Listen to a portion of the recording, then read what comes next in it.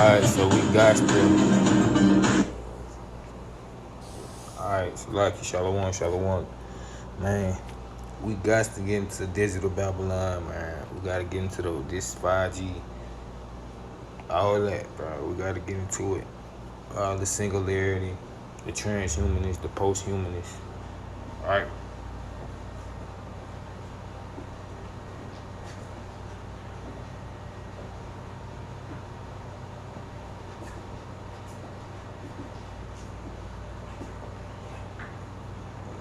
Alright. And we just gonna hop straight into it. We're gonna get into the scrolls as well. LG OLED. Perfect picture on glass.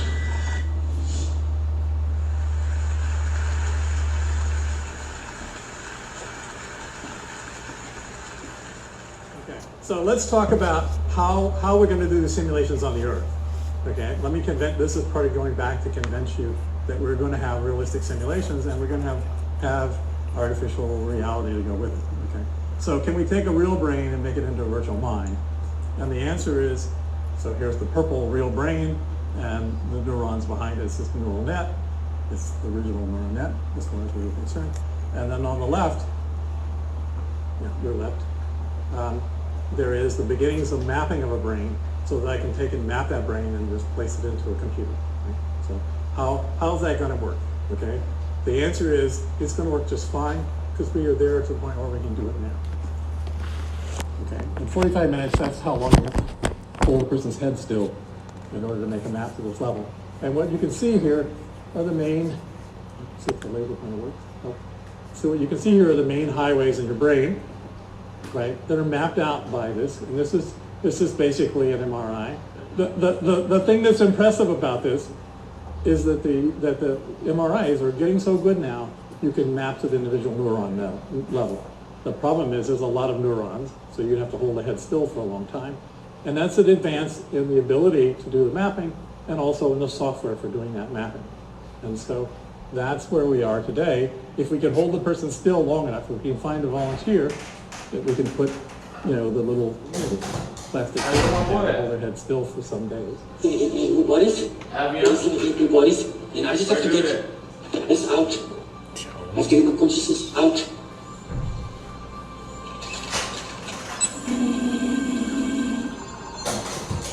It's it. It's me. That's where we are today. If we can hold the person still long enough, we can find a volunteer that we can put, the little plastic thing on their head to hold their head still for some days, right, which is a little bit of a problem. We could probably go ahead and map their entire brain and then just transform that map into a computer model, and we would have that person's mind downloaded into a computer.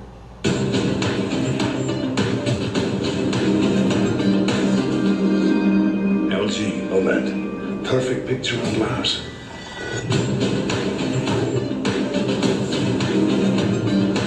Who are you? Oh, come now. I've already told you. The future is staring back at you.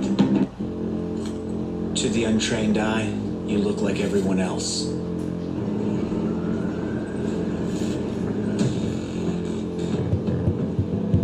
But you have another side.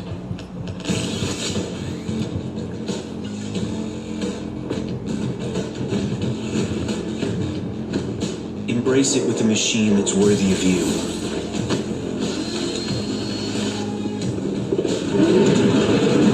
Stylish on the outside, savage on the inside.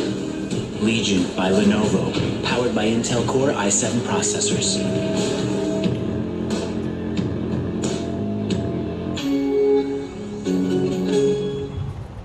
Dead elites are planning to live on in cyberspace by uploading their cloned brains to computer systems, which will eventually take the form of artificially intelligent robots. If you think this sounds like science fiction, then take a look at the work of Martine Rothblatt, the transgender founder of Sirius and America's highest paid female CEO. Actually, I am dealing with a little existential crisis here. Am I alive? Do I actually exist? Will I die? She created a rudimentary copy of her partner's brain and uploaded it into a lifelike robot. Rothblatt predicts that within 20 years, mind clones will be humanity's biggest invention. And this is the big this is the big topic right now, the mind clone and all that.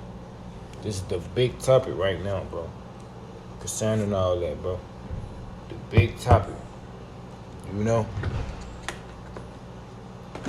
It's the big topic of all that, bro, right now. To break down thoughts and emotions into computer code to create a digital version of one's consciousness. The concept of cloning dead people's brains and reanimating them in physical form has been the plot of numerous science fiction films and television shows, notably Charlie Brooker's Black Mirror, which portrayed a dystopian near future in which a grieving wife resurrects her dead husband by talking to an online version of his personality. Say something.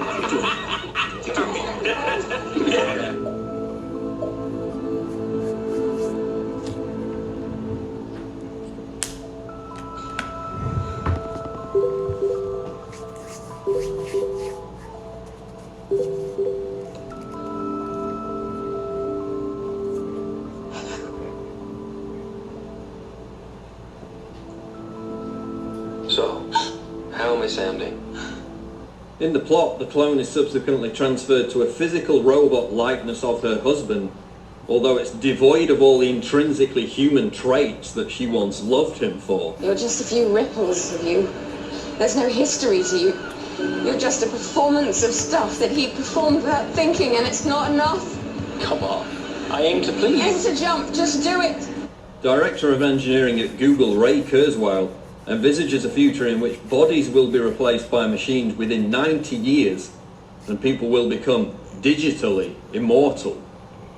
Kurzweil lays out the plan for this transhumanist utopia in his book The Age of Spiritual Machines, which accurately predicted the arrival of the iPad, Kindle, iTunes, YouTube and on-demand services like Netflix years beforehand. Throughout the book, Kurzweil communicates with a fictional character called Molly, who is living through all the different time periods Kurzweil anticipates, from 2009 to 2099. By 2029, Molly has dumped her loving but pathetically human husband Ben, and chosen instead to pursue an intimate relationship, including virtual reality fornication with her artificially intelligent lover George, a computer program. By 2099, Molly has uploaded her own brain into a computer program and merged with George to create a hive mind, one that now has sex with itself.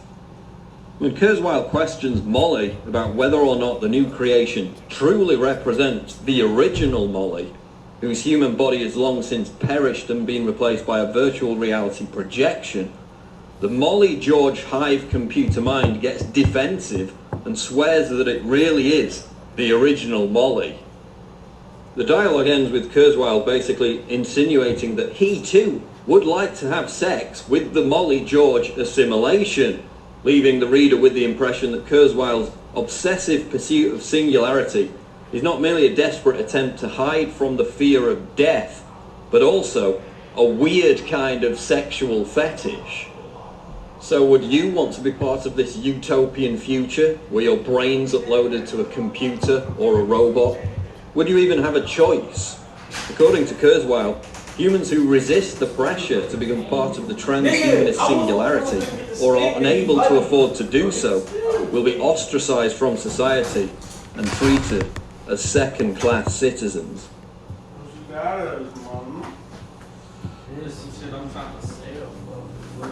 Okay, so who out there has imagination?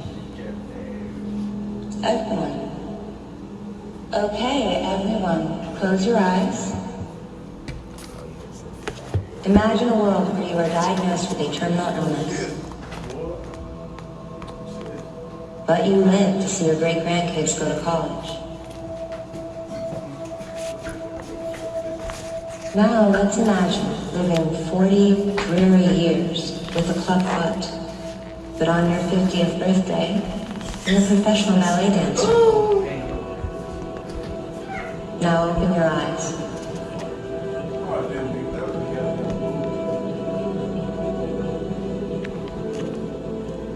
That world is here and it's yours.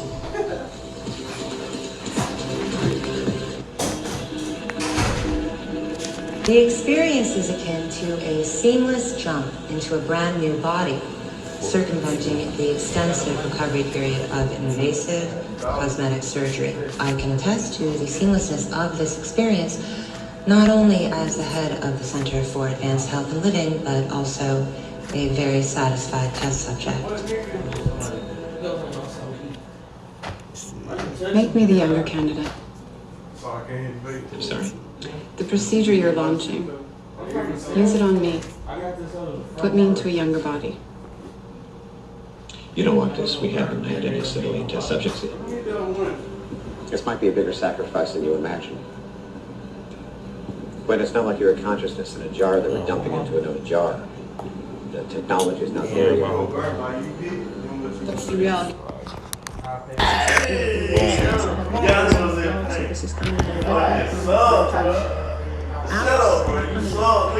An era.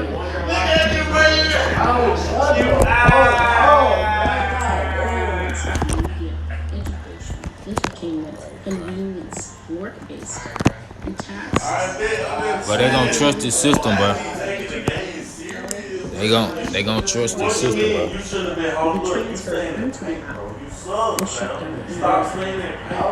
I will say that soon you will have a world where the Nigga, fuck fair. Why you be playing out here on? Fuck fair, nigga. You be on that bullshit. apps will be given incredible power and the ability to store the most sensitive data, your social security, and other identifiers will be routinely required by the necessary life apps. That's basically just how it was put to be necessary life apps. These are apps necessary life apps. To be able to continue to operate. So social security, your social and other sensitive info will be routinely required by the necessary life apps in order for you to access these services. Unlike now, where every time you download an app, the app makers rush to reassure you how data-free their app is. This means when you see something like this, when you download an app that wants you to feel comfortable enough to download it, this app does not require access to your contacts, does not require access to your microphones, does not require access to anything important, nor does it contain any third-party data requirements or permissions. So the app will always pop that up and you look and see, oh, it doesn't need this, okay, it doesn't need much. But he said the new apps will say with a very blunt tone, you must add your social and thumbprint to continue. Retina scanning is required. Please press the green button and speak your full name and date of birth so your vocal tone and inflection can be captured as your login key. Please note, some apps want you to put your birthday in and your full name so that they can work and it can be your app, especially more sensitive apps to monitor, for instance, a woman's cycle and stuff like that. So you can just put your initials in or things like that with those apps.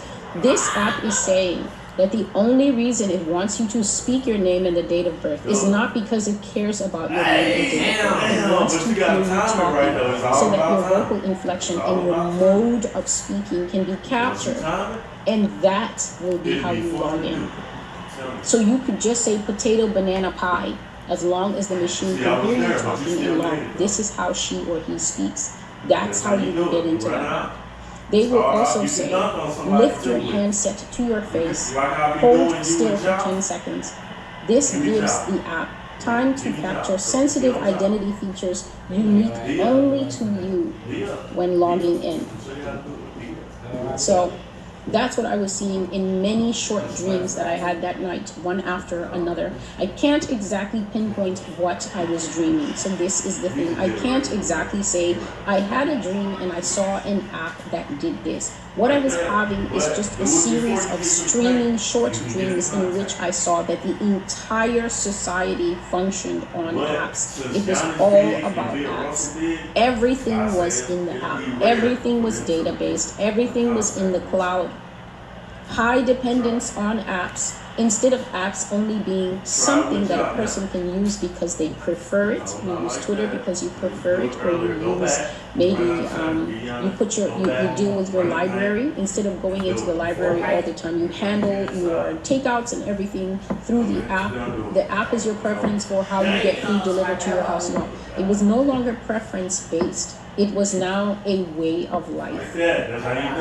Uniformity in the world that I saw will be the way of life. So in this world I see coming, no one is interested in individual ability. And I spoke of this in 2021 when I made the videos on, I think I made 2 videos on the coming world of the social class. In that world, uniformity is highly prized. I always call it the world of the gray onesie, because when you watch futuristic movies, they always have these things that look like they were made of curtains, that are made of either gray material or off-white material, and everyone is wearing the same boring robe. Uniformity, and the state will decide where skills are assigned. So it's not like, oh, I have a dream of being a doctor and I'm going to dream. No, they're going to be extremely, please listen, there's going to be extremely rigorous aptitude tests, and only the best of the best of the best of the best of the absolute best will be chosen to enter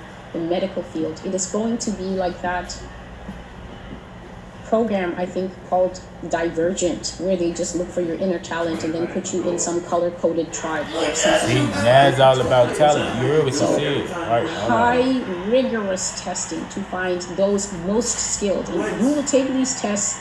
Every child will reach the age where you take the aptitude test, and then if you go and score amazingly and your skills are high in this quantum field, then that's what you're going into. It is not a dream-based world. It is no longer, I really want to be this and I really want to be that. All of that is going to be phased out. So all this fashion designer, hair designer, artistry, all these things are going to be put out. It is a world of monitoring. It is a world of pills. It is a world of controlling emotions. It is a world of doping people into a stupor. It is a world where, as God says, people will not even remember what they're hearing and watching now. How astonished I was for God to tell me, yes, continue to labor in the field and pour your heart out, but know that some of those people watching you, if they saw you, they would not even recognize your face. They would have lost all be gone. And it's not necessarily those people's fault. Why? Because I just explained in a previous video today that a different kind of world is coming to try and cap over this world. And you will need extraordinary emotion in the presence and the person of God to be protected.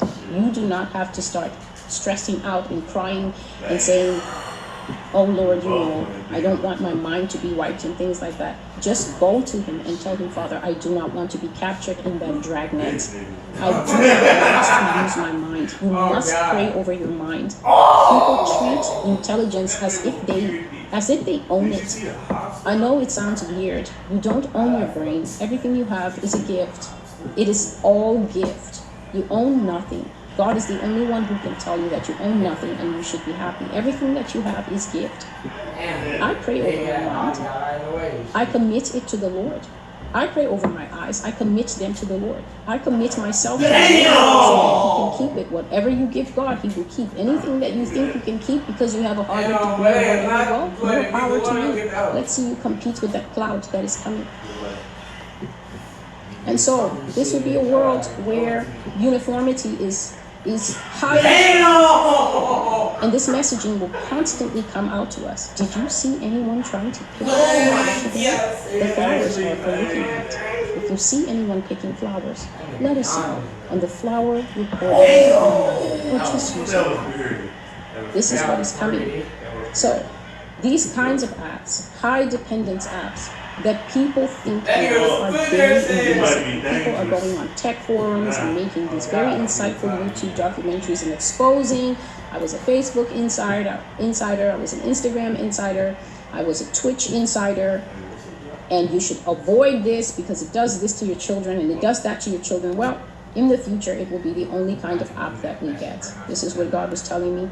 We will be living in a dragnet. A dragnet is a big, strong net that you just run through the ocean and you just grab everything now. You're just picking up the bull sharks along with the tuna, along with the octopus. You're just picking up the crabs and even grabbing coral. You're just pulling it and grabbing a whole mix without care. God says we'll be living in a dragnet that requires us to download certain software in order to proceed to the next stage of daily life. To get it.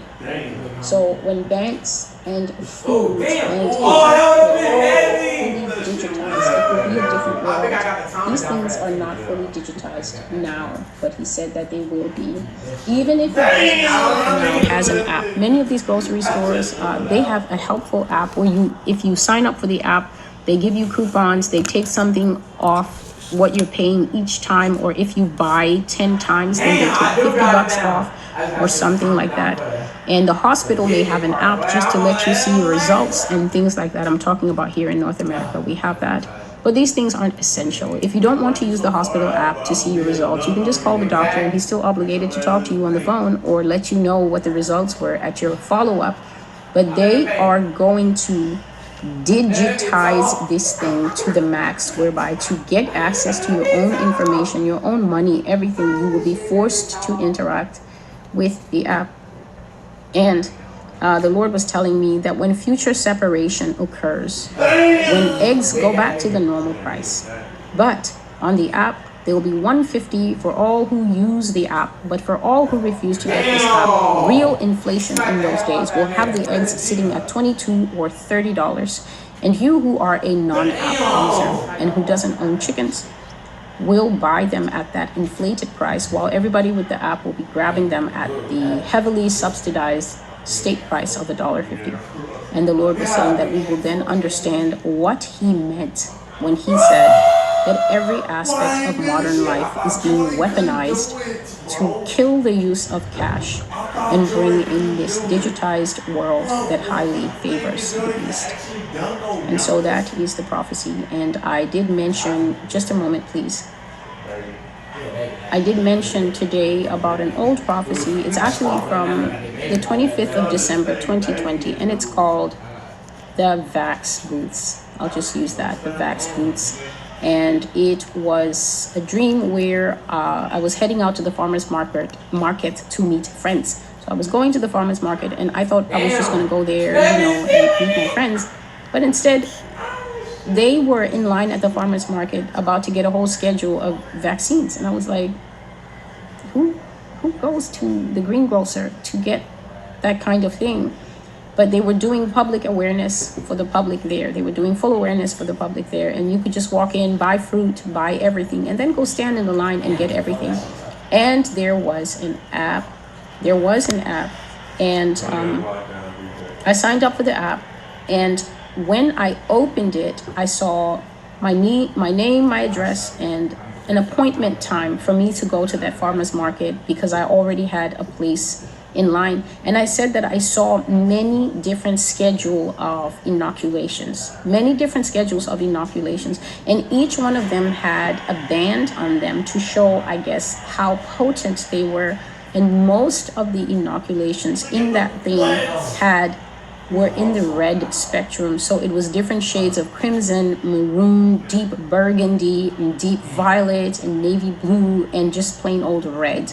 Most of these things were like that. And there were only one or two that had a green line or a light blue line to show that these are relatively harmless. But the fact is that all these things had been transferred into an app.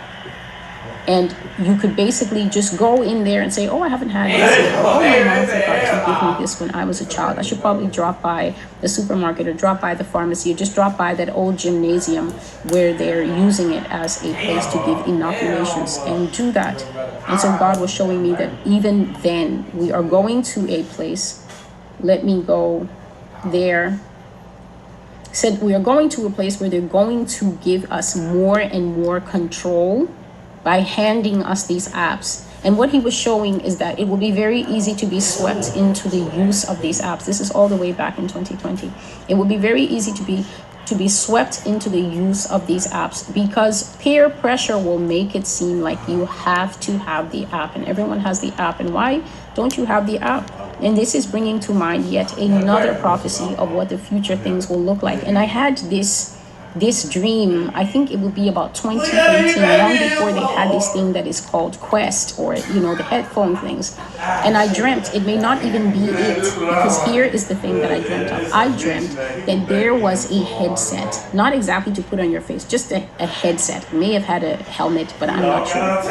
But this headset, everybody had the headset. And the reason everybody had this headset is because this headset made you smart.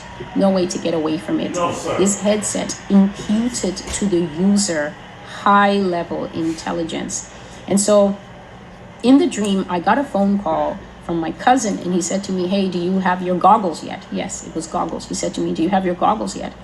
And I said to him, what goggles? And he said, how can you not know about this? Everybody has this. And he was looking at me through the phone. So it was not like a video call. It was like a call, but he could see me. And I remember thinking in that dream, what kind of world is this where people can just call you and see you, and you then have to look dressed up and cleaned up all the time because you don't know who's going to call. But anyway, he could see me, and he's like, yeah, you don't have goggles. And I said, well, how do you know I don't have goggles? And he said, I just know. You don't. I'm going to send you a pair. And he sends me this pair, and it arrives by delivery service, and I open them and I put them on. And when I put these glasses on, I went outside in the backyard to try them out. And I shared in that old video that, believe it or not, the grass was like the grass in that movie Gladiator. The grass was normal grass.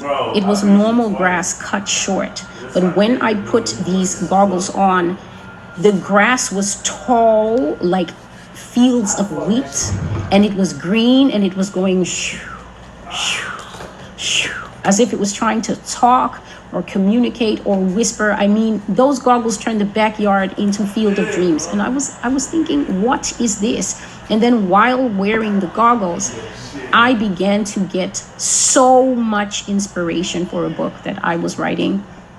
Inspiration for the book began to pour into my mind. Whether it works with the natural abilities you have already, I don't know, or if it gives you abilities, I don't know. But the book literally began writing itself in my head, and I thought, no way, I have got to get into the house and get this stuff down. And I was seeing how in that dream, these things will have such a potent draw.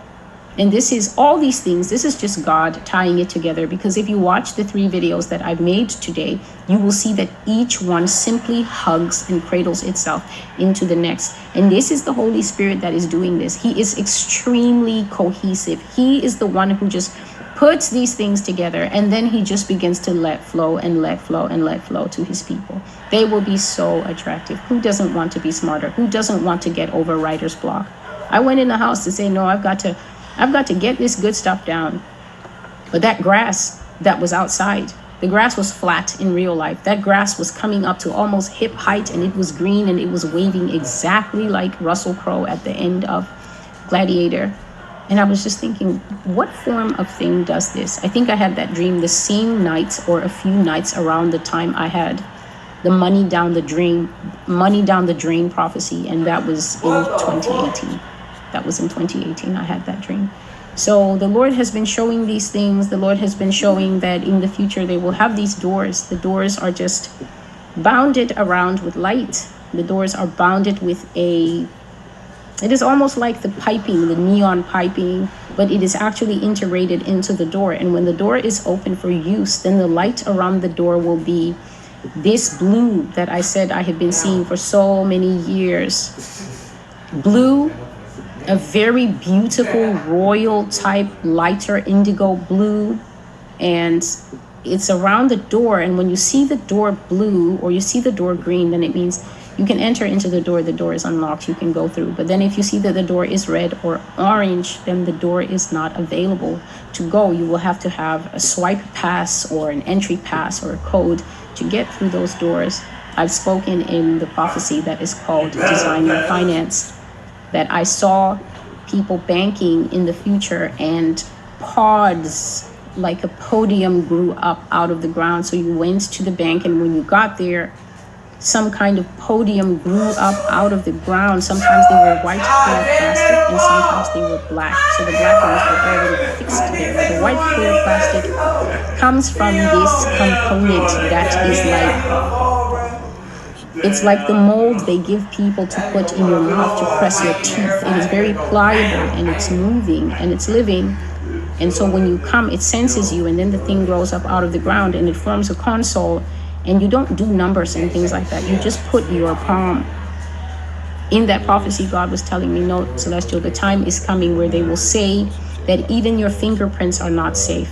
This thing that we have always been told traditionally, oh no, it's impossible to fake your fingerprints and your fingerprints are so reliable. They're going to tell you, oh no, fingerprints are not reliable anymore, because this is a world where those in charge change the goalposts all the time, and we constantly go along with it and let them. So they will suddenly tell you that the one secure fingerprints, no two individuals have the same. They don't even match on both hands. Even your twin doesn't have the same. They will suddenly tell you, oh no, science has proven, because you know science is always out there proving. Science has proven that the fingerprints are not safe anymore. Your fingerprints can be hacked. And the only way to really be sure is your palm is so big that it's the biggest part of your hand. So we now need the palm scanning. And so I saw that it was palms that they were using, and the console was coming up, and they were gathering teeth. They were gathering your bite, indentation of your bite, and you would take that thing off, and when you put something in your mouth and take it out, what goes along with it? All the saliva that the cops wish they could get for free is on that thing, and you put it, bite on it, and you come out and go right back into the wall. Just suck back into the wall, and a fresh piece would just drop out dangling on a string for the next person to come and sign up. So these are just the thing. Either I'm reading books that haven't been written yet, or I am bringing to us real time the messages that the Lord is giving to us, because the Lord wants us to know and understand something. So I am Celestial, and this is the Master's Voice. Please feel free, if you want to subscribe to the channel. When you subscribe, you'll be able to see the I do good teaching there. I share as the prophecies are being fulfilled, things that are happening, little bits happening here and there, such as, for instance, the ongoing tit for tat between the United States and Iran. Just a moment, please. I just mentioned that prophecy recently, just a few weeks ago, when I was talking about war coming to the United States, war between Russia and China and the United States, whereby America will be ganged up on by these two countries. And I've been speaking about that for years. The Lord started showing me those things in 2015. But there was a prophecy that came, and it is called the cockfight. And this prophecy was received June the 30th, 2019. And I said that I saw that the United States and Iran are going to fight. And then I heard the word squabbles. And then I heard another word, quarrels. And then I saw that they first started with a war of words, making louder and louder threats against each other. And then I saw two fighting roosters leaping and fighting and trying to get the better of one another. And I saw that Iran would strike America, that they were going to strike America and draw blood. And here is what the Lord showed me. From the Persians, this is the Iranians, I saw a fierce determination not to be beaten, not to be sidelined, and not to be disrespected any longer. But I saw that America was doing her usual bravado, but she was actually shocked. She didn't think that Iran would have the guts to fight her. She didn't think that they would actually be able to lay a hand on her, but they did, and they drew blood.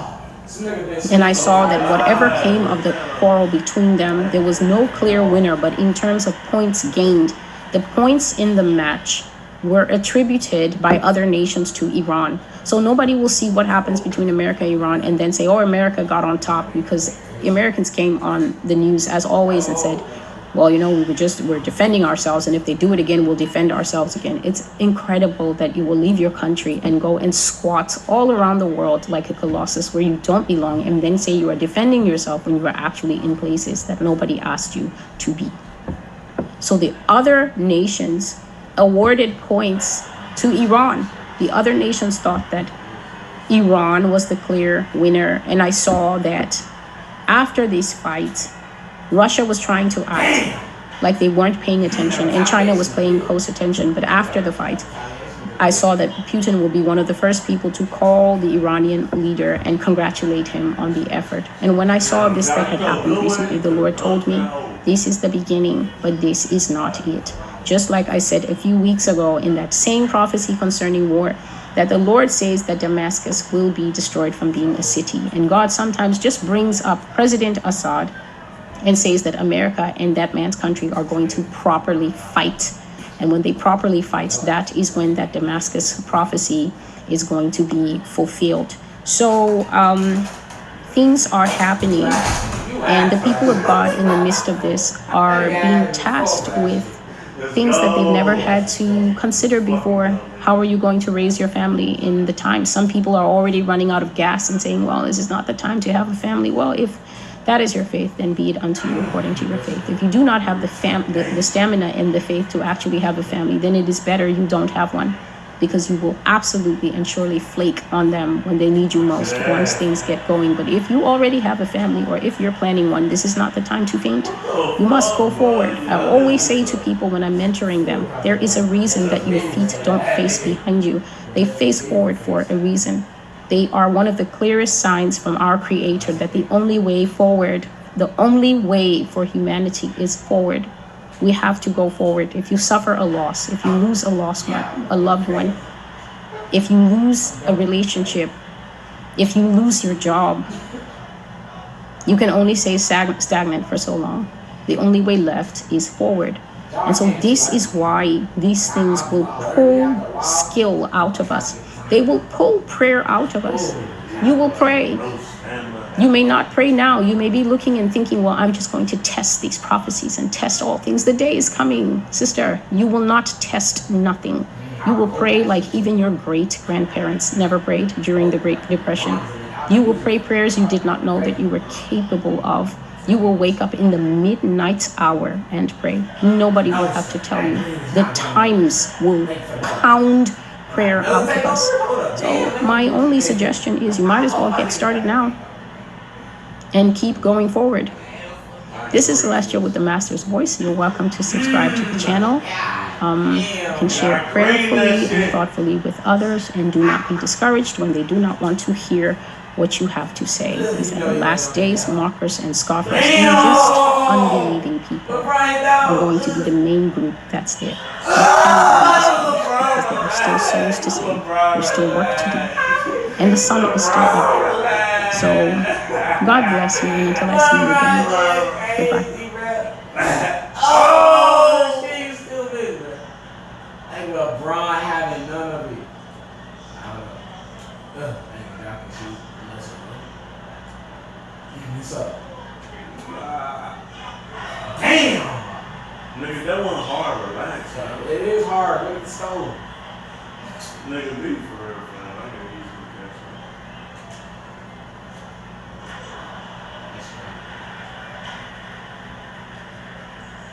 Gotta throw out of you.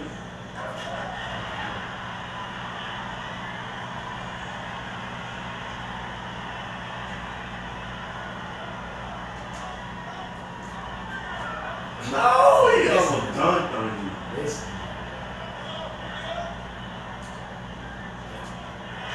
Oh my God.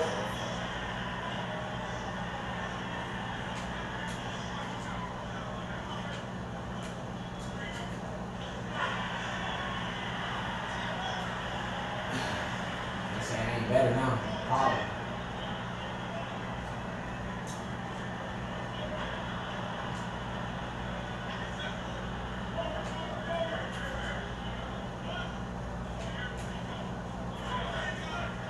You would have made a whole profession.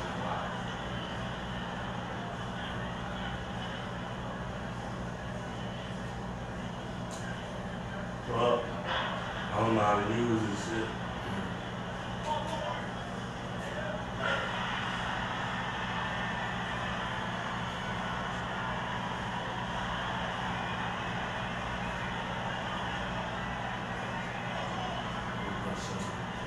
I don't know how to use this.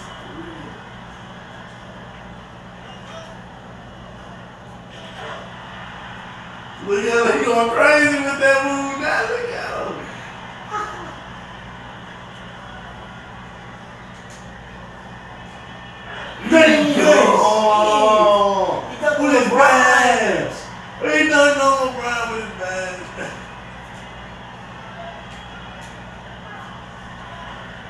What? He said you gotta get it back for him. Right.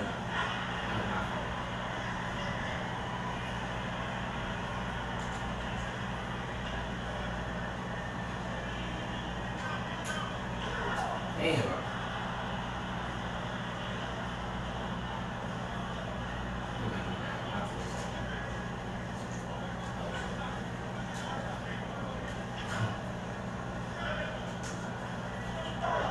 Jesus. Bro, they wasn't going nowhere. That was there right there. Realize. Oh, they got a thing on that cow. Man, shit.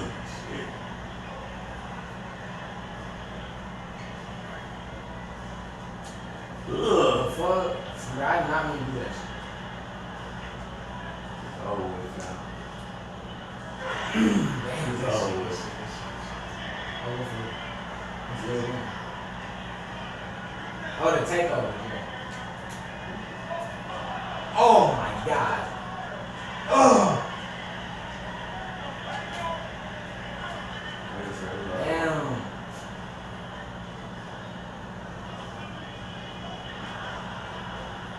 Out of bounds.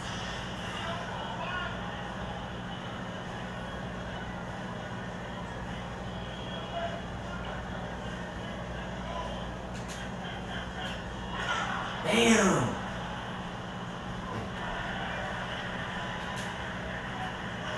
Oh my god, how did you still miss, bro? I just said you was top little nigga. Goddamn. Oh! Oh my god. No, I'll play that shit back. Alright, man. Oh! Bro, watch out. You got done.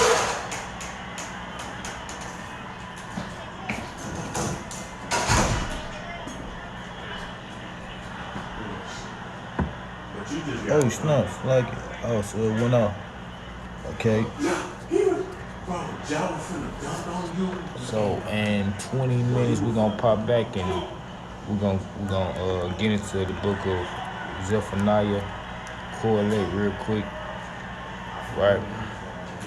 Concerning Jerusalem, everything Jerusalem right now in the 70 weeks, Daniel 70 weeks chapter, all that. So let's get into it. All right, Shalom, Shalom, y'all risen. So, you know we gotta hop into it, bro, based on this last captivity, spiritual Egypt. We went through the physical. Well, it was a spiritual, but it was physical then. But now it's spiritual Egypt, which is the last one of America. Now we finally know for certain that America is spiritual. I mean, not spiritual, but ancient Egypt. So boom, we gotta get into the eugenics. We gotta get into all that. We gotta get into it because it's really the satanic bloodlines, bro. And I'm gonna tap into it. It's really the satanic bloodlines that's wishing to replace theology, the 12 tribes, bro. And they gonna assimilate, they gonna make all the orchestrations, they gonna use all the tactics, and we ain't gonna be moved by it, bro. Because we gotta go through it. You know what I'm saying? And it's all iniquity. It's iniquity everywhere. Everywhere you look, it's iniquity. Everywhere you look, it's iniquity, bro. Everywhere you look. Either we dealing in it, you know what I'm saying, we crossed over back into it unknowingly, knowingly, or willfully. Bro, it's everywhere, bro. You feel me? It's everywhere. So, yeah. Yeah, man. Yeah, man.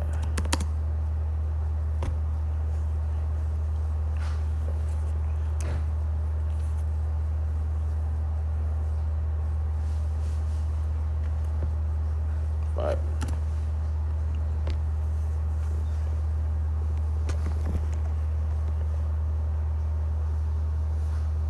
Right.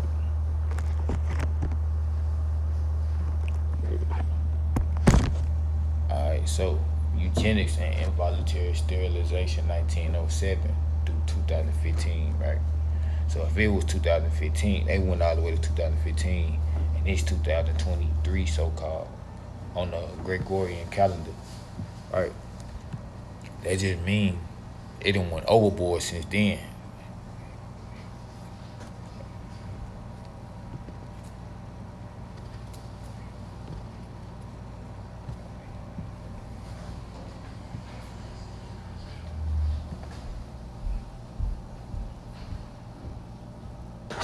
Right? So, in England during the late 19th centuries,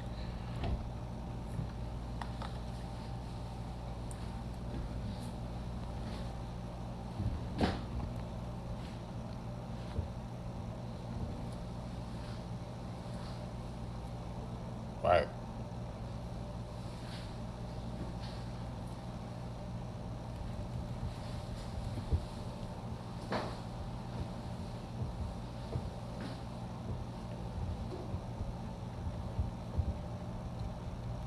Right. So in England during the late 19th century, intellectual, especially Francis Galton, called for a variety of eugenic policies aimed at ensuring the health of the human species. In the United States, members of the progressive movement embraced eugenic ideals, especially immigration restriction and sterilization.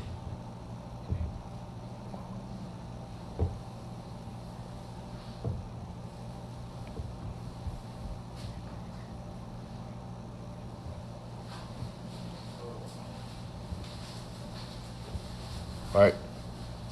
Embrace eugenic ideas, especially immigration, restriction, sterilization. Okay, Indiana enacted the first eugenic sterilization law in 1907, and the U.S. Supreme Court, right, upheld. Now the fact that it's even talking about the court, bro.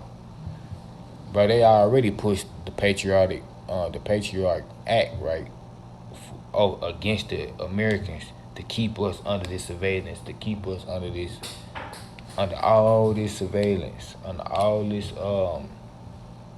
basically tracking and tracing. Anywhere you go, like, bro, anywhere you go, bro, you watch, bro.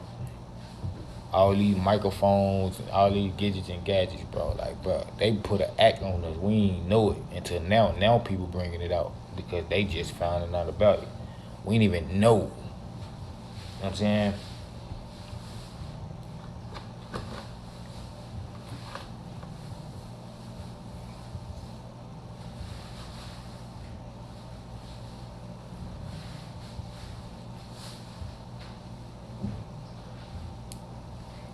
Right.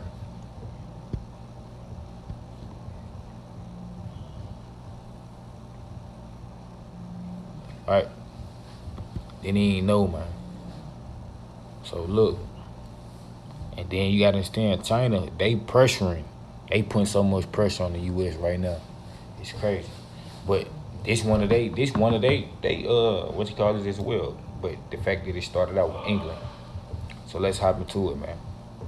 So upheld such laws in 1927. State programs targeted institutionalized mentally disabled women beginning in the late 1930s. Proponents rationalized, right, involuntary sterilization as protecting vulnerable women from unwanted pregnancy. By World War II, programs in the United States had sterilized approximately 60,000 persons at the horrific revelation, right? Right. Revelation concerning Nazi eugenics, what they say? Okay, German hereditary Slovakia. Health courts approved at least 400,000 sterilization operation in less than a decade. Eugenic sterilization program in the United States declared rapidly simplicity. Eugenic thinking has faded, but coherence, sterilization remains widespread, especially in China and India and many parts of the world. Involuntary sterilization is still intermediately used against minority groups. Now, you know they gonna say we the minority. I ain't dealing with the bruh. I ain't talking about the racial wars that's going on, cause you know a lot of our people is mixed up, and they'll say, "Oh, these people right here is, these people with this race, these people," because it's a lot of race war going on, and it's really the ones of higher power that put this in amongst us. Now you got blacks on blacks saying, "Nigga, you white," or who, based on you dealing with certain churches. Certain churches is running these race wars, not knowing, bro. It's during the ships of Tarshish, that war dealing with the Middle East and all them Arabs and all Ishmaelites and all them, bro. They gonna have us going against tribe, nation, Southern Kingdom against Northern Kingdom. They gonna have us going like that, bro. So now you know they gonna wrap it up. We still dealing with them Gog and Magog war. We now in a minute, anytime, the battle of Armageddon can pop off. You see China, they already conditioning. You already seeing China, bro. You seeing how they rolling, how they steady rolling out everything. So now it's a key one. Okay, I'm gonna get to the key words. It said heredity, right? Immigration restriction, population control. We know they've been trying to do that. Now we're gonna get to origins. During the second and third decades of the 20th century, the policies and the practices premised on eugenics, the thesis that a progressive society may and should act, right, to protect its gene pool. So that's what it's a lot of demonic gene pools going on as well. A lot of pollution dealing with that, bro. Right? So even to the extent of eliminating the reproductive rights of certain individuals. See, square it out. Certain individuals reach full flower the nature of the early discourse on eugenics no more than a century ago was vastly different than it might be today. So a brief consideration of origin of the idea is in order, right? Francis Galton, a Victorian polymath, coined the term eugenics, derived from the Greek for good birth. In 1883, his central concern, which he had been investigated for more than a decade, was that the more talented British families were contributing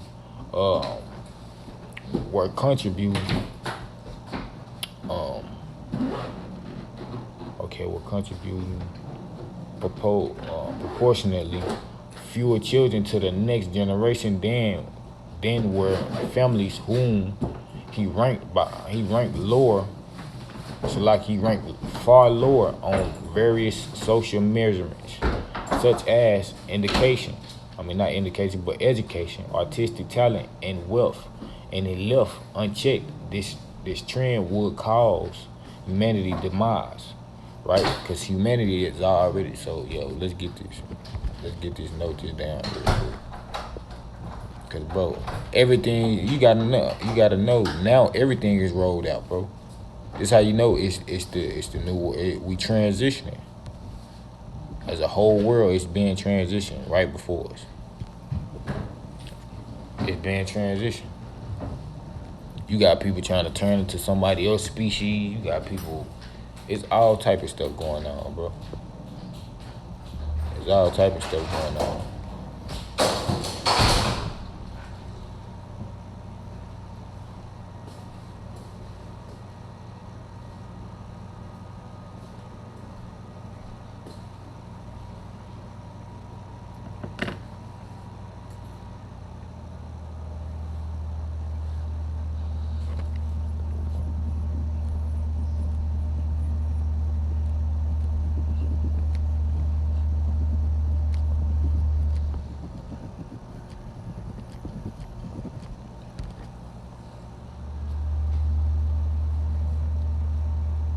Right.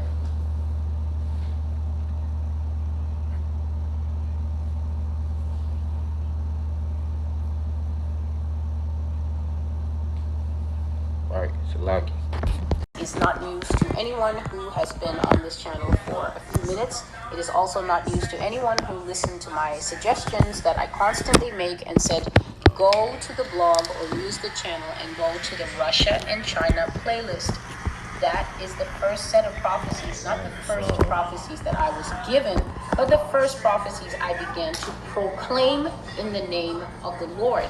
And those are the most important prophecies concerning America. So transhumanism is not more important. The coming of the aliens is not more important, because all these things are going to be along America's timeline. The most important thing will be the day that Russia comes here at a time and in a way that nobody knows of. And I have constantly said those things. So to the people who cannot accept this as fact, I don't know what to tell you. To those who are struggling to accept that the end of this country will be that it will fall to America's so-called nemesis, America's boogeyman, America's greatest enemy, that the end of this nation will be to kneel in subservience and serve the Russians along with the Chinese as their allies. This is not my thought, my view, my wish, or my hope. I'm telling you the facts that God says this is what will happen. And the point of it is that God will see to it that this happens, because this is how God is going to punish America. If you read Revelation 18, you find that the angels are flying around making quite a few proclamations. So it's quite a majestic scene. But one of the proclamations that the angels make is fallen, great Babylon is fallen. And that chapter details how Babylon, Mystery Babylon, or Babylon the Great, as she's sometimes called, will be judged. And the judgment will be by catastrophic fire. Catastrophic fire that the Bible says will destroy that nation in a single hour. So that nation will be burned with fire, and there are several prophecies that I've made into videos that talk about the kind of fire that I have seen burning here. Fire that burned what God called the foundation stones. I saw fire that actually burned the earth until in some places it turned glassy, which is what fire does when it scorches sand so much. It will burn, and since sand is nothing but silica, it will burn and go into a glassy state. But in other places, I saw the country burned all over until it was like barbecue coals. And that prophecy is called the fire pit. So if you simply take note of these prophecies, you can go and read them on your own time. You can also watch them here and then look below in the description box. The link is always there, and then you go and read it on the blog. So the Lord says that Russia will invade America, and this is a war that is not really a war. It will be a firecracker war.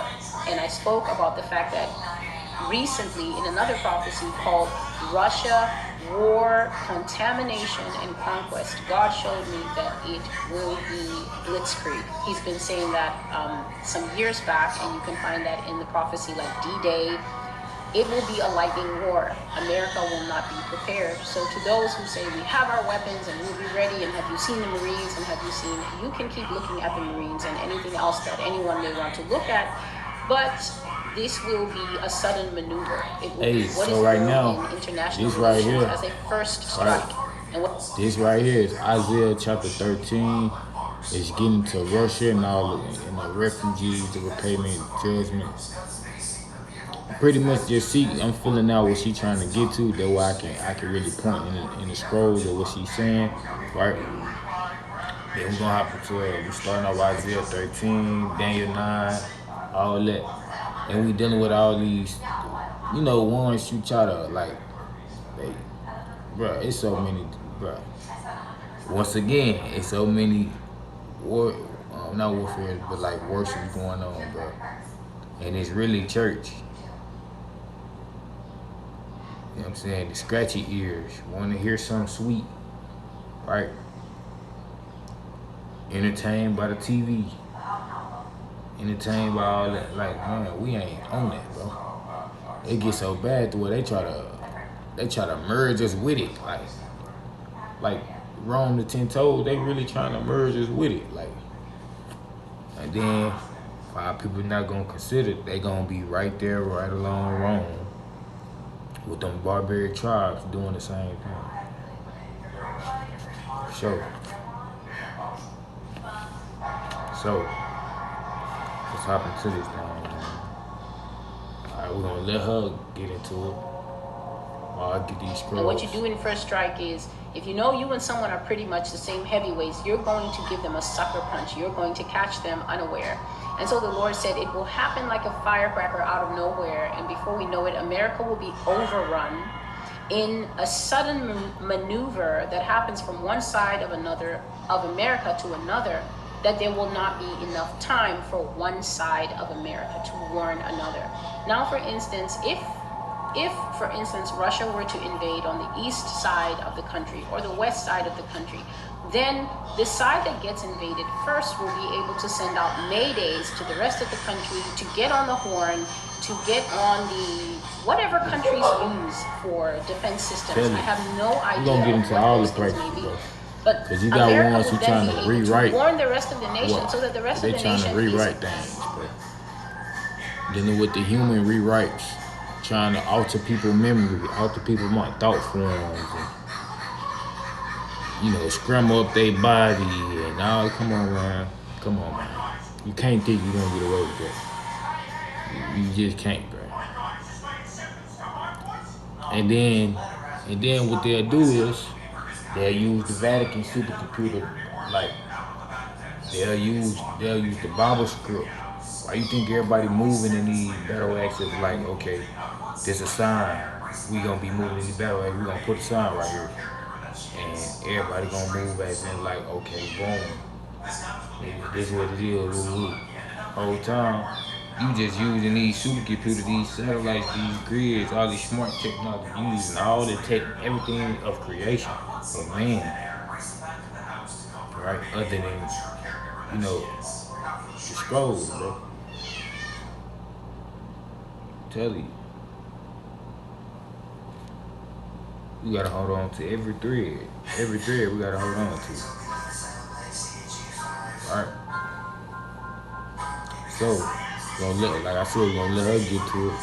Then we're gonna get back into these scrolls, bro. Cause it's so bad the way you trying to gender split. You wanna, you know what I'm saying? If it's a woman, they want to gender split with you. Ship into your experience as a man and all. Come on, man. No, stay in your place.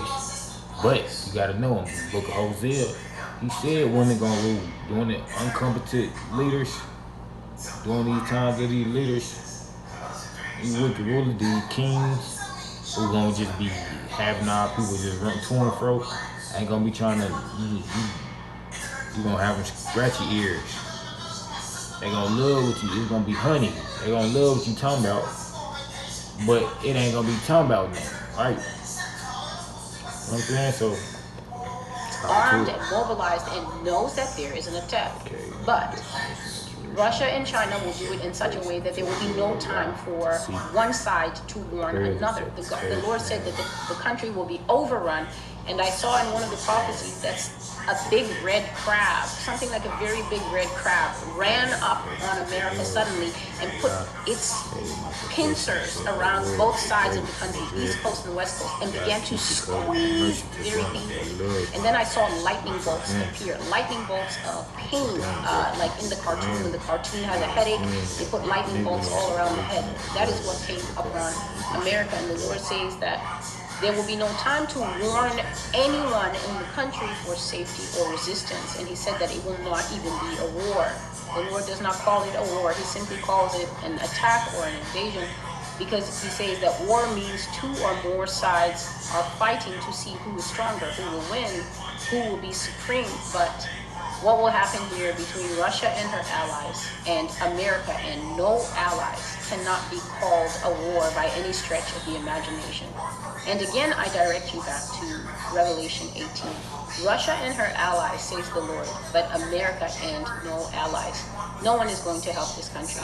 No one is going to risk it with the Russians. By the time that this happens, Russia is going to be the single greatest power in the world. That is how it looked. In the end times, Russia will take so much territory that she will look like the biggest, fattest red thing you ever saw. I saw in one of the visions that Russia bled down like a blood stain from the top part of Europe where she sits now with all that icy territory, and she bled down across Europe. And some of the European countries that used to be part of the Soviet Union gladly went back to her and joined her. And some of the countries that used to be part of the Soviet Union went back to her under duress, as in by force.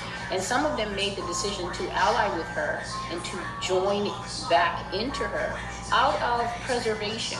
And I also saw that several European countries did that. There were some European countries, their identity was not known to me. Either it was not known to me, or I can't remember because these prophecies are so many. But they joined Russia because they loved their people and they did not want the fate of the United States. So they joined Russia and agreed to secede to Russia, which is to join with her so that they would not be destroyed, and so their people would not be harmed and be killed. And so Russia allowed those places almost to operate like satellites. Shalaki. So boom, I'm gonna tell now what I'm hopping into as I got into the digital Babylon and all that. Right. So boom, now what I'm hopping into is the sub-lethal, incapacitating, paralyzing technologies concerning the psychotronic augmentation. Right. Dealing with all the target individuals of the tribes, bro. So look, the paper covers, right? Salaki. Right. So it said the paper covers the emergence of the new sub-lethal, not lethal, but lethal, incapacitating, and paralyzing technology in a common roles in a mass production of torture, cruel, inhuman, and degrading treatment. It grew out of the work of Omega Foundation had undertaken, the Amnesty, right, International, on electroshock, restraint, and torture technologies, right? The European Commission, the European Parliament, Parliament, and landmine, what? It's like landmine action throughout its existence. Omega has tracked technologies, particularly less, right, and lethal weapons deployed by the police, military, security services to create human rights violations, including weapons used in torture. Right? Now this is the psychotronic augmentation. It's all listed under that. So look, to create human rights violations, including weapons used in torture. However, such technologies have also been seen by us as a multifunctional weapons of flexible response rather than specifically designed just for a role in torture. Thus, in many senses, to look for specially designed implements of torture is a rabbit hole, since very few manufacturers would deem such a role for their products. There are, of course, exceptions. For example, right, the House of Fun electronic torture chambers designed to the Dubai Special Branch by a company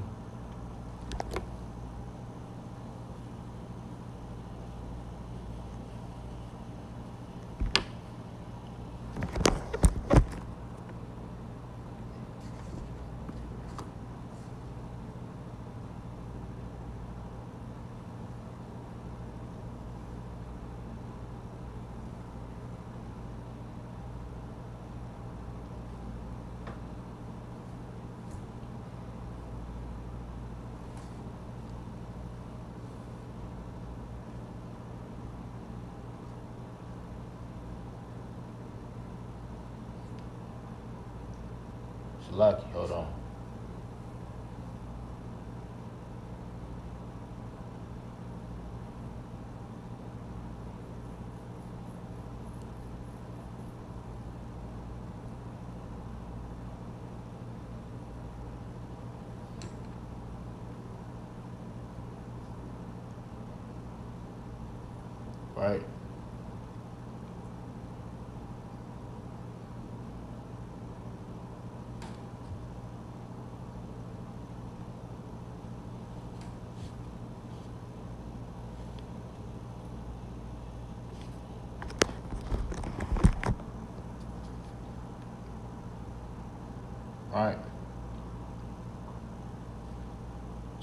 check it out. Boom. Damn, this mother keep sliding down. Hold on. I could, while I'm doing this, let me turn on my speaker so y'all can. So once I do play my vid, y'all will get y'all hear everything clearly. Right. Okay.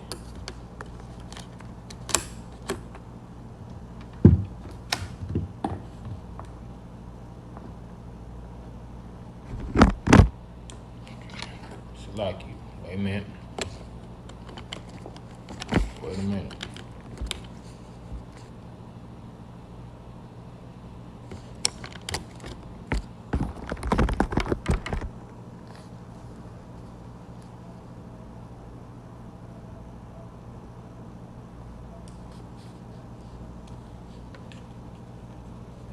Hold on. All right.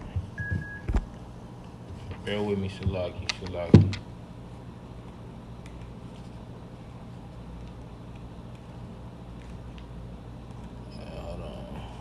All right, cool. So now we hopping into this thing.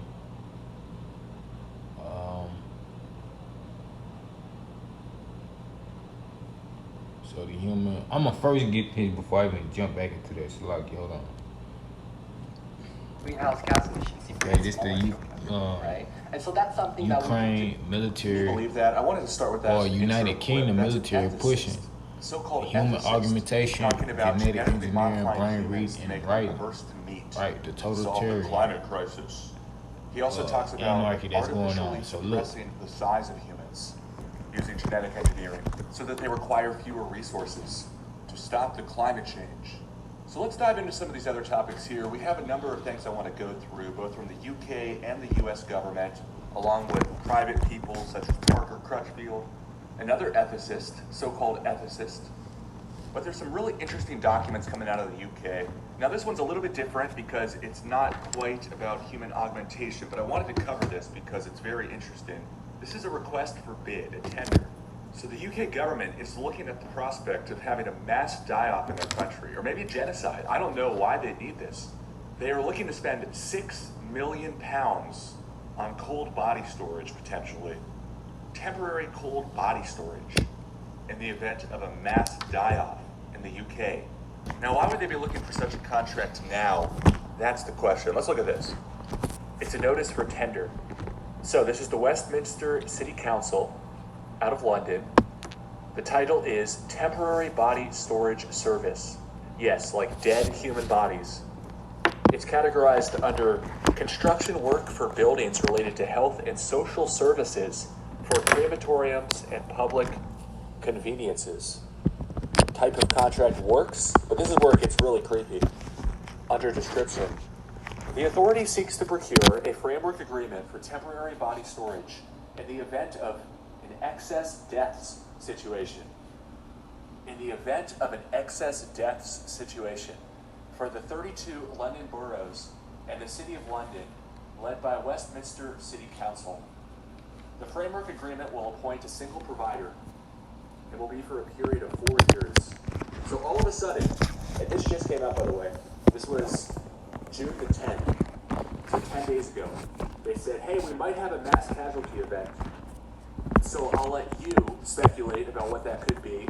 I think it's pretty obvious the various things that it could be.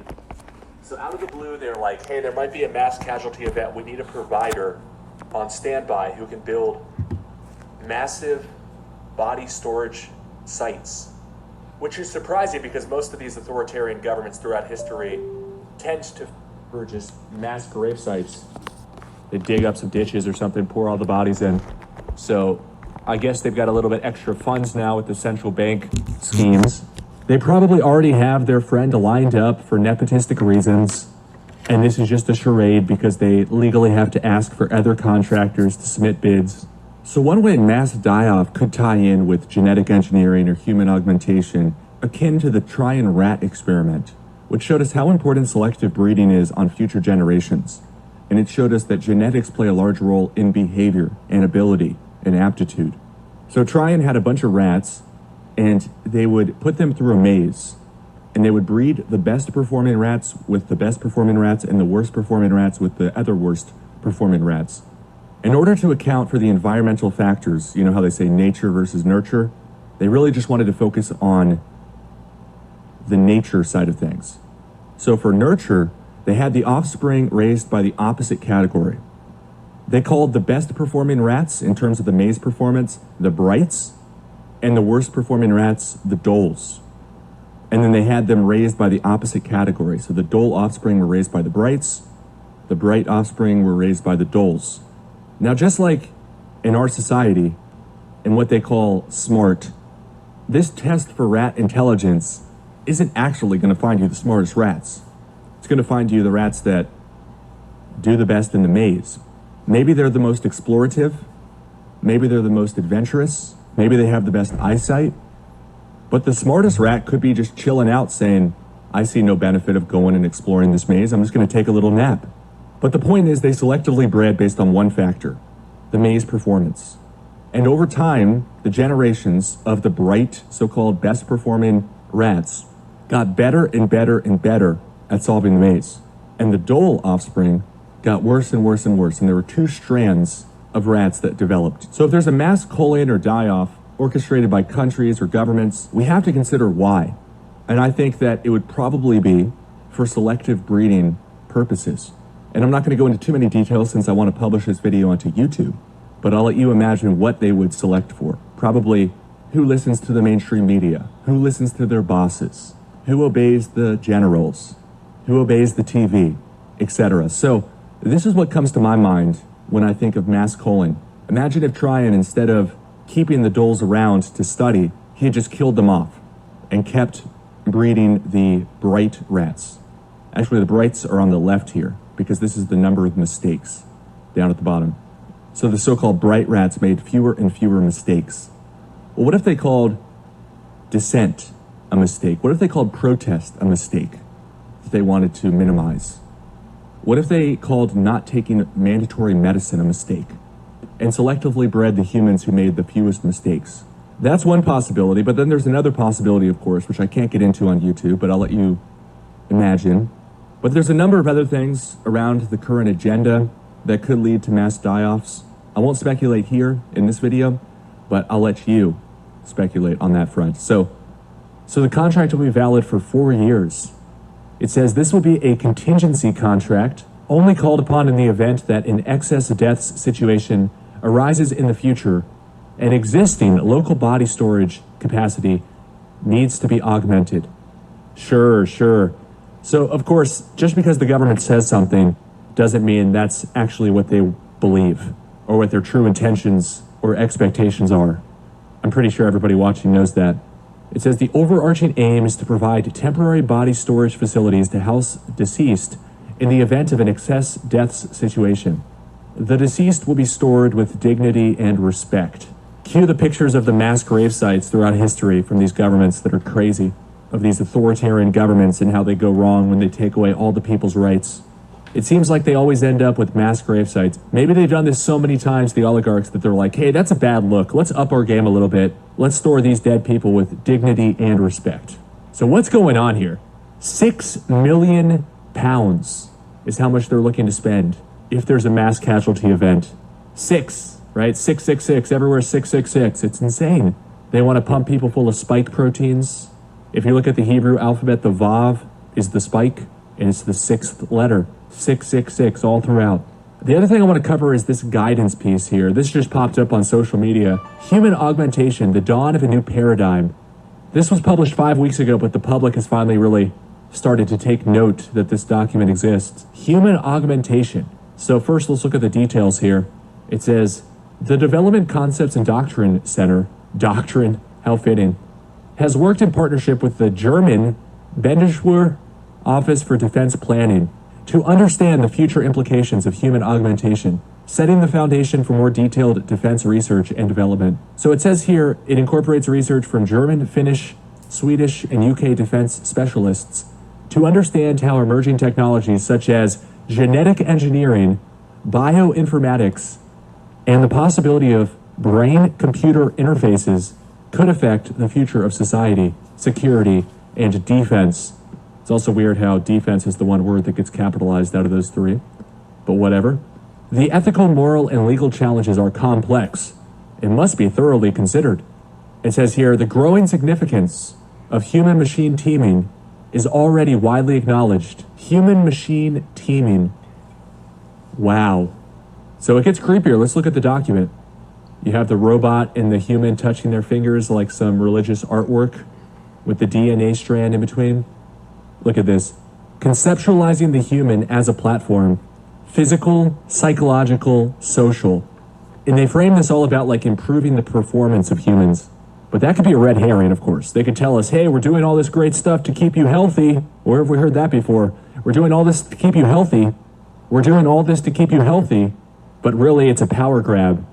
And this is some very concerning stuff they're talking about. Changing people's genetics, creating interfaces that can read and write to the brain and create false memories, control people's behaviors and just directly control their muscles, just take control of them like a drone, like an RC car, a remote control human, and improve people's social performance. This reminds me a lot of this quote by Parker Crutchfield, who said, "To me, it seems the problem of defectors could be solved by moral enhancement. Like receiving a vaccine to beef up your immune system, people could take a substance to boost their cooperative pro-social behavior. Another challenge is that the defectors who need moral enhancement are also the least likely to sign up for it.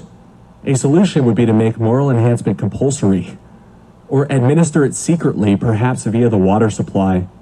It also reminds me of this quote here from James McConnell, who also tries to frame the mind control and the behavior control as if it's for the best for society. They're being antisocial. He writes, "The day has come when we can combine sensory deprivation with drugs, hypnosis, and astute manipulation of reward and punishment to gain almost absolute control over an individual's behavior." He wrote this back in 1970 in a publication called Psychology Today. He goes on to say, "It should then be possible to achieve a very rapid and very highly effective type of positive brainwashing that would allow us to make dramatic changes in a person's behavior and personality. We should reshape society so that we would all be trained from birth to do what society wants us to do. We have the techniques now to do it. No one owns their own personality. You had no say about what kind of personality you acquired, and there's no reason to believe you should have the right to refuse a new personality if your old one is antisocial. So they get to completely conquer your mind if you're antisocial. And anybody who lives in the UK knows there's already antisocial laws. And I believe they use these not just to stifle speech in public, but also speech online. And we can talk about how they stifle speech all day, but I really want to go through this report here. So they call it human augmentation throughout this report, but what is it really? It says, we cannot wait for the ethics of human augmentation to be decided for us. Look at this image here. I guess this is the stage we're at now. They want us to think that we're so primitive, bent over looking at our phone. But look, we can strap augmented reality glasses onto your head and put it onto your wrist, and then you can stand up. Now look, you see that? You see that? Well, you can't see it, but I'm gonna read it out. So look. So look, check it out. It said the life sciences have led to the emergence to the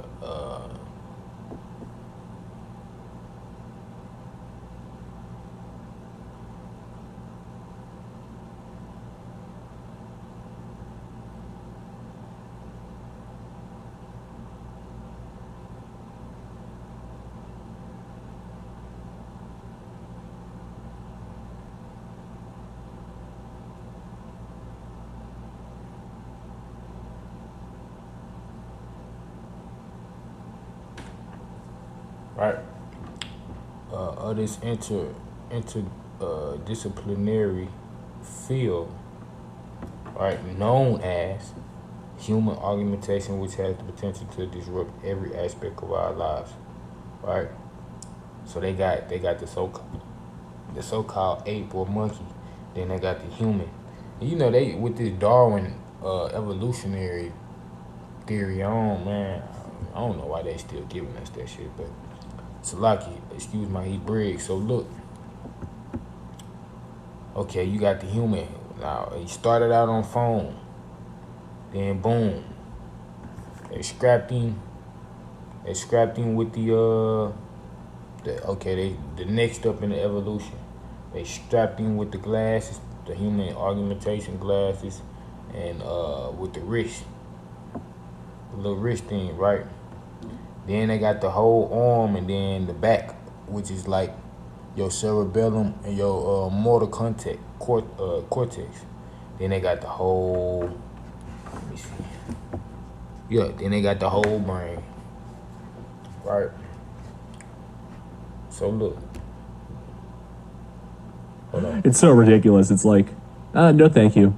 I mean, maybe if they have some cool glasses or something, I might try those. But look at this here. They're like, oh, and then this next stage, they're like, look, you have wires coming out of the back of your head, going into your cool new robot arm. And where's his phone at this point? Is it already all in his head? I mean, that's what this last image implies. See? That now you don't even need glasses. Your brain is augmented, and they can add visual effects, overlay it into what.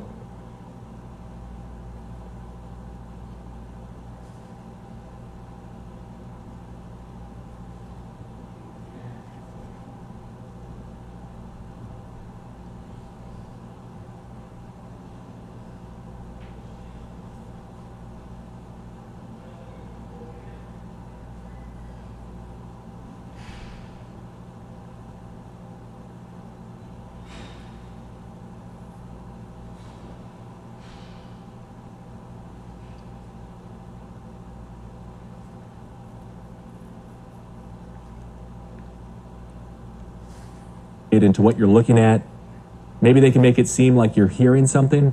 Also note down here at the bottom, it says 6 million years of evolution to where we are today. And now we have the tools in our hands to decide how our continued evolution should be shaped. So they want to guide evolution. Now, a lot of that has to do with genetics and selective breeding. Let's be real. And I don't really buy the whole Darwinian evolution, just for the record. Now, what this reminds me of is this book by Jonas Salk, The Survival of the Wisest. And I think it was Jerry who sent me this. Shout out to Jerry. I need to read this full book, but basically what I hear this is about is Jonas Salk, the inventor of the polio.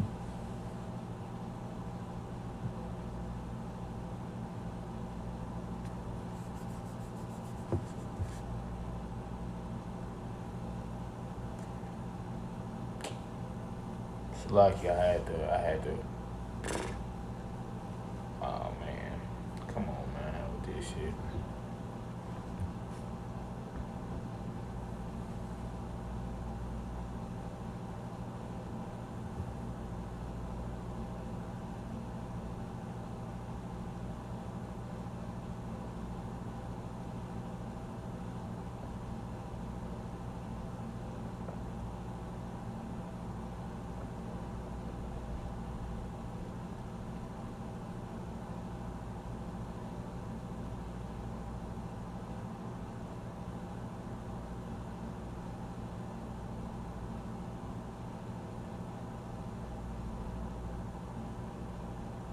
Oh yeah, so I gotta log right back in, man. Shit crazy.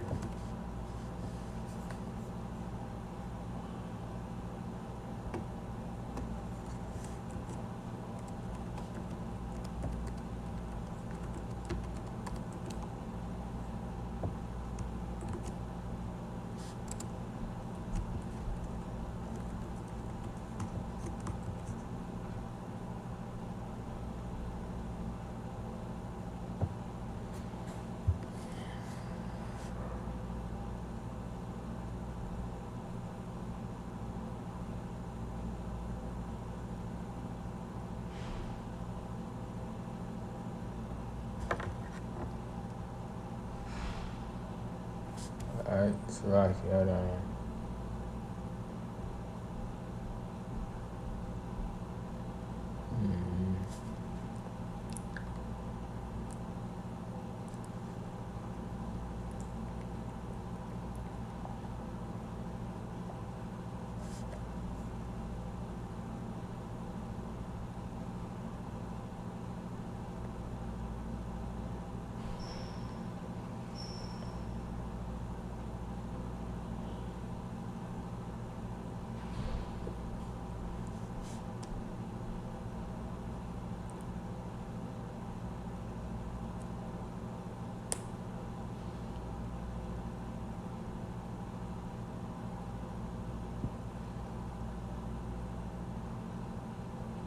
My view is that what we need is a really robust ethical framework. And within this ethical, robust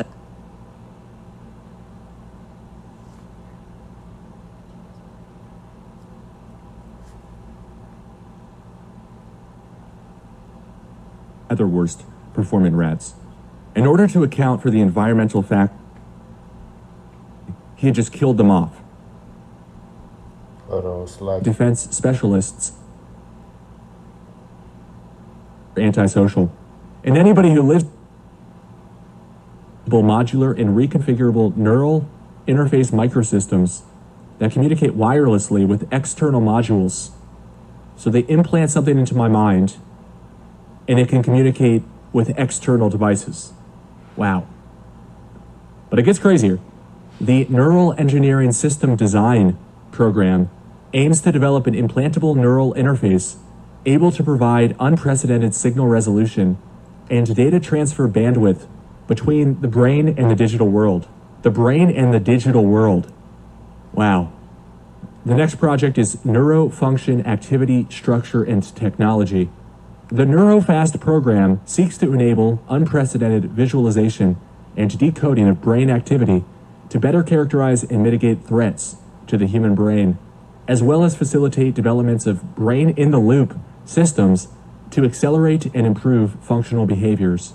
Oh, right. That's what you'll be doing with our behaviors. I believe you. So did you hear what they said here? Visualization and decoding of brain activity. Oh, but we're just looking out for threats to your brain, of course. Right. The next project, N3, Next Generation Non-Surgical Neurotechnology. This program aims to develop a safe, portable neural interface system capable of reading from and writing to multiple points in the brain at once. They want to read your mind and they want to write to your brain. This is insane. It says N3 is pursuing high-resolution technology that works without the requirement for surgery. Check this one out, Restoring Active Memory.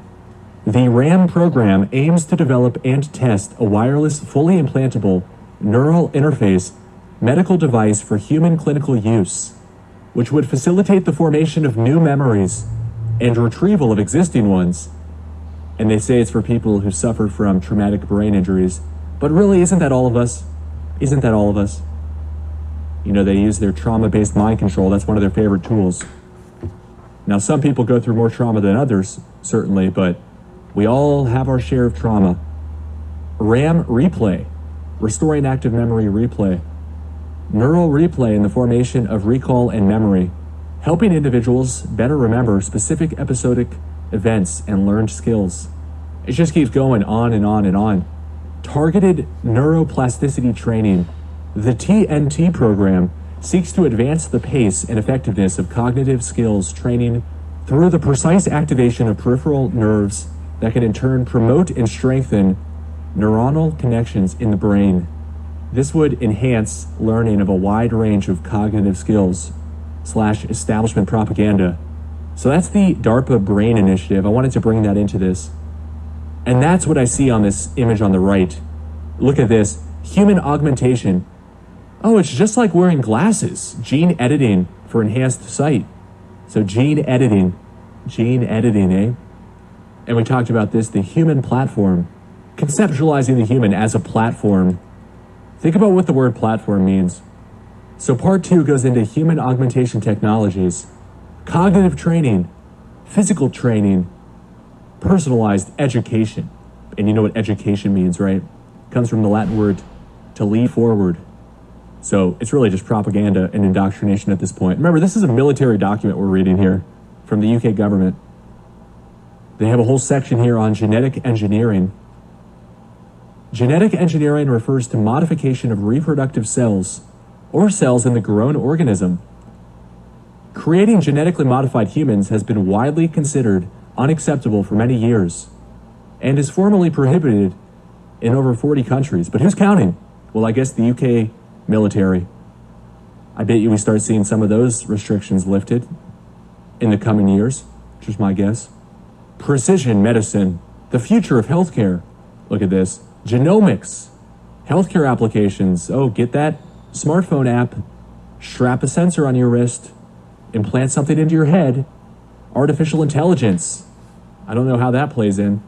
Brain interfaces. So this ties in with the DARPA brain initiative we were talking about. Brain interfaces, also known as neural interfaces or brain-computer interfaces, enable direct communication between brain and computer. This can be one-way or two-way. External brain interfaces, non-invasive neural interfaces have been developed. Internal brain interfaces, high bandwidth data connection between brain and computer. Pharmaceuticals is the next section. Pharmaceuticals play a role in many important forms of augmentation, including physical, cognitive, emotional, motivational, and sensory processes. And that reminds me of the Aldous Huxley quote here. There will be, in the next generation or so, a pharmacological method of making people love their servitude and producing dictatorship without tears, so to speak, producing a kind of painless concentration camp for entire societies, so that people will in fact have their liberties taken away from them, but will rather enjoy it, because they will be distracted from any desire to rebel by propaganda or brainwashing enhanced by pharmacological methods. And this seems to be the final revolution. The final revolution. And now the UK military is talking about human augmentation, the dawn of a new paradigm, and pharmacological's role in said new paradigm. They talk about exoskeletons, so the brown shirts don't get hurt raiding your home, cross reality, virtual reality headsets. They're talking about more advanced tools for these hired government mercenaries known as soldiers working for these evil governments. Nanotechnology, artificial intelligence, 3D bioprinting. Look, they're printing a heart, if you believe that. And look here, they have some sort of a timeline, 2030, 2040, 2050. Look here, it starts with vaccines, then pharmaceuticals, then precision medicine, 3D bioprinting, genetic somatic modification, genetic germline modification. Over here in 2050 as well, internal neural interfaces. Then they have a section on ethical considerations, but I don't really want to listen to the military on ethics. Legal considerations. It's obvious they're chomping at the bit to do this, and they're trying to find some loopholes.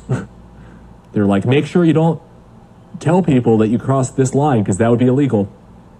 And here they're talking about body hacking, trying to make it sound all awesome. Human augmentation is founded on very personal data, it says there. Implications for defense.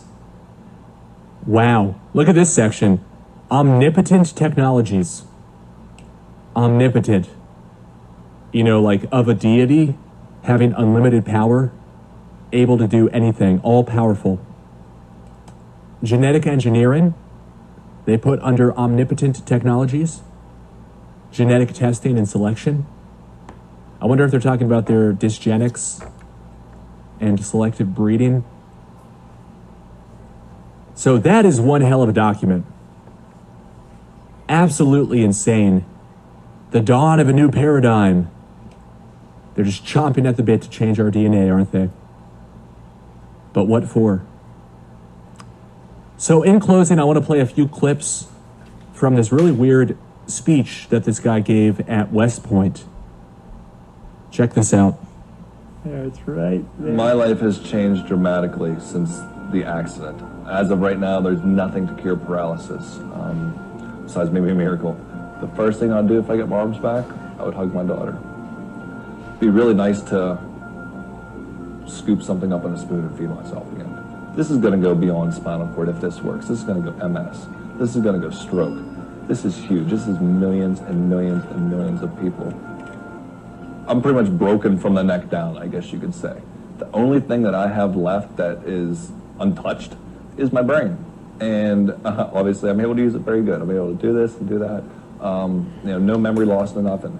So I opted for an experimental surgery to go at the one thing that I still have. What we try to do is put a grid in place that's capable of recording signals from the brain. So when you think I want to move, there's actually electrical impulses in the brain. We want to be able to record those electrical impulses and then decode what the electrical impulses mean and use that to control an object or an arm. People have thought for a long time that we might be able to tap into the brain, but it's only recently that we've gotten closer and closer. There's some great work going on here at the University of Pittsburgh by a gentleman named Andy Schwartz. And Andy has shown that he can get a monkey to control a robotic arm with an amazing degree of freedom by thought. So we've developed technology where we can implant an array of electrodes, microelectrodes, in the cerebral cortex of monkeys. And we can record activity from many neurons in the brain simultaneously. And from that signal, we can extract the monkey's intention to move its arm. And now that we have that, we can intercept that signal and use it, instead of moving the monkey's own arm, to use it to move a prosthetic arm. Just 2 weeks. I think he said the exercise. What it takes to get in people is a large team. So we've basically been somewhat isolated in our laboratory, working on monkeys, proving the technology, just making discoveries, validating the technology, developing new ways of doing this. And what we've been able to do recently is pass a lot of this knowledge that we've gained to clinical colleagues. They came to the laboratory, learned a lot of what we're doing, and then took it back to the clinic and developed the technology that was appropriate for humans. We were implanting our first patient in a clinical trial to place subdural grids or electrodes on the surface of the brain in an attempt to use them as a brain-computer interface with the ultimate goal of controlling a prosthetic arm. And we'll start out simply with trying to do some cursor control, hoping that over the 28 days that he's implanted, that we will be able to progress to potentially being able to control a robotic arm. 2 days after the surgery, we plugged me in and started to basically train my brain, train the computer to my brain the way I'm thinking. The computer doesn't know up, down, left, right, it just knows the signals that I'm thinking. For the first couple of days, it was just, what's up, what's down? How I do it is I look at the ball at the top, and through my peripheral vision, I see the ball that's moving. So I'm focusing on the target. And almost with my peripheral, if I want to go up, I'm with my mental eyes, or whatever you want to call it, lifting up, trying to get that ball to go up or trying to get it to go down. So I'm focusing on the target while watching the moving ball with my peripheral. It's like a one-player video game. I'm trying to beat my own score, because there is a score, there's a certain percentage. It's out of each time I do it, it's out of 16 balls, if you want to say. And I want to know that number. If it's 13, I want the 14, or I want the 15. And so it's just a challenge to myself. One thing I found out, that if I focus too hard, it doesn't work right. It has to be very natural. That's pretty good. Yeah, not too bad. We're making such ground on this every single day. Every other day we're just doing leaps and bounds. And knowing that we're doing that, if I had another week or 2 weeks or a month, where would we be then? We've already done stuff that's unprecedented. I've been doing stuff, I've been told, that with the 3D cursor control, people have been doing it for a year, 2 years, that they haven't got the type of control and percentages that I've gotten in a day, literally a day. The highlight was 45 minutes ago. I got to use a robotic arm for the first time, and I got to reach out and touch somebody for the first time in 7 years. So what you see is people struggled with how to get the electrodes on the surface of the brain, how to do the brain learning. The computer algorithms have improved. This is by trial and error as it begins to recognize what the subject's brain is doing. But after that, if you look at that as a scientific development in medicine, you can quickly see the possibilities that emerge, right? They're playing with motor function and linking it to thought. So the next step, really, when you think about it, was to simultaneously try it with another non-human animal and find out if she could run a robot on the other side of the planet. And the essence of this experiment is, at first she had to walk on the treadmill to keep the robot walking that she could observe on the computer screen, and then she just stopped walking and it would run the robot in Japan. So you can have a brain here in the United States plugged in, running a robotic device, a mechanical device, via the internet somewhere else in the world. So that was pretty cool. it also has some fun implications. If you see now, where do you imagine this going when you think of it as an offensive or defensive opportunity with respect to the intelligence community? The natural segue then would be, if I can send motor function from a brain to a mechanical arm, is it possible to send motor functions from one human to another human? So I call it the possession experiment. For our weekly tech report. Now, do you know the phrase brain power? Well, it turns out that scientists at the University of Washington are trying to hone that power and transmit it to another brain. Researchers call it direct brain-to-brain communication, and they do it by passing a signal from one mind to the next, using the internet nonetheless. So does it sound a little sci-fi, Star Trek mind meld, Jedi mind trick Inception-esque to you? Well, it did to me too. So I brought one of the researchers onto the show to tell me how it works. Dr. Andrea Stocco is an assistant research professor at the University of Washington, and he told me why this concept is not as weird as it sounds.